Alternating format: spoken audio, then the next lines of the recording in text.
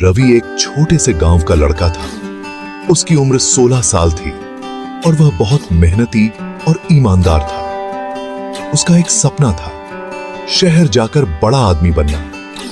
रवि के पिता एक गरीब किसान थे जो दिन रात मेहनत करते थे, पर उनके पास पैसे नहीं थे कि वे अपने बेटे को शहर भेज सके। रवि ने ठान लिया था कि वह अपनी मेहनत और लगन से इस समस्या का हल निकालेगा। गांव के पास एक बड़ा जंगल था जहां अक्सर लोग लकड़ियां काटने जाते थे। रवि ने सोचा कि अगर वह रोज जंगल से लकड़ियां काटे और उन्हें बाजार में बेचे तो कुछ पैसे इकट्ठा हो सकते हैं। वह रोज सुबह जल्दी उठकर जंगल जाता, लकड़ियां काटता और फिर बाजार में बेचने के लिए जाता। धीरे धीरे उसने कुछ पैसे इकट्ठा करने शुरू किए।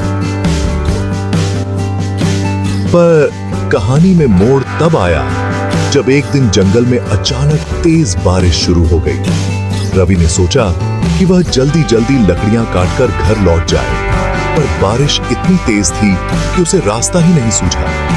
वह एक पेड़ के नीचे जाकर बैठ गया, लेकिन वह सुरक्षित नहीं था।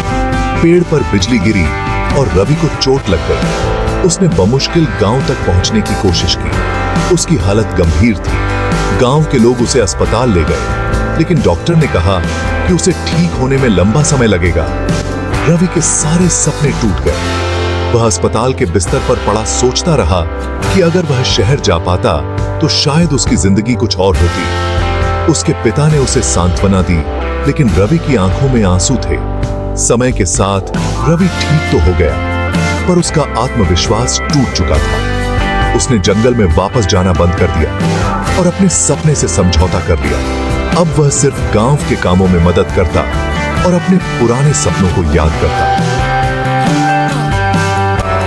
शिक्षा। कभी कभी जिंदगी में हादसे हमें रोक सकते हैं, पर असली हार तब होती है जब हम खुद हार मान लेते हैं।